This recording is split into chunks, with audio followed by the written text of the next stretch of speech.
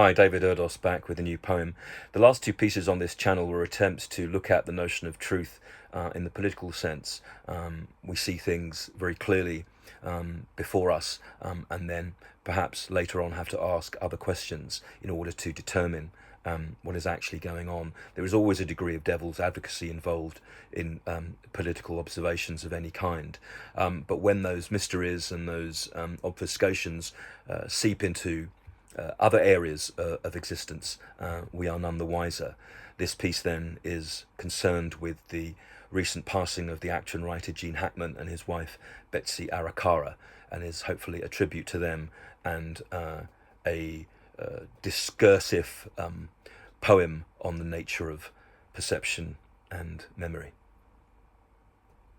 Unseen Hackman. Gene Hackman's demise, alongside his wife and starved dog, passes immediately into fiction. It is a J.G. Ballard story with its residential shock and walled breath, as well as the start and end of a film sensationalized through its sadness, as if the past lives of actors from Jane and James Mansfield and Dean sequel death. How sad and how strange, though things may in the coming days contain closure. But for now, through exposure, we see the scope of mystery at its peak. Coroners report no gas leak and that no arch in air was detected.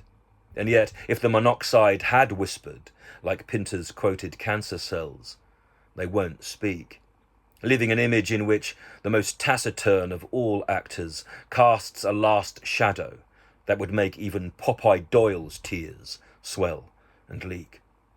Until the age of 95, he'd survived, but his wife was 30 years younger, and while in separate rooms with pills scattered, could this have contained cult-like pacts, with some form of signal inferred, or direct or even indirect sentence?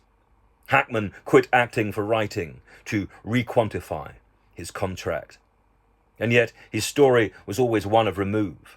Even caught in frame, he's elusive. From I never sang for my father to enemy of the state, he's detached, there to carve gravitas from withheld rage or staged chaos, as he does with Pacino in Scarecrow or Coppola's conversation with Harry Call, so very keen to dispatch all contact, all care, as he saxophones across silence. And yet, beside violence in the Royal Tannenbaums, he's a scream, with a laugh at each line and a force and fume few can muster. Hackman was John Wayne without westerns and Spencer Tracy. He was not Jack Lemmon's everyman or Lex Luthor. Instead, the legendary lead laced his theme. So, what are we to make of this end? His body had started to mummify, like a pharaoh. The heat in his home would have stoked this, as the house became pyramid, complete with his wife as consort and prized dog before them. And yet a door ajar saved two others. It seems each severed lead now forbids a clear directive for sense. The death of Julian Sands was another, lost to mountain snow and half-eaten, as if the stars we've seen were light tricks. Much as we all are, of course, if only here for an instant. Actors are set apart as their moments are memorialized in the flicks. A castle crumbles, crusts form, and flesh flees the future. Who and what can we value when little remains after cost? He was a great actor. His smile was the kind of smack in the face you might favour.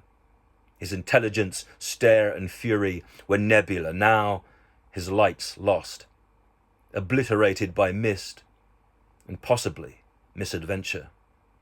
What is truly seen? What's suggested?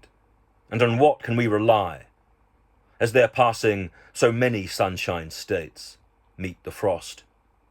Whether it is Gene Hackman's death or those who provoke private fire, there are so few left to admire, you could count them on two hands, maybe three.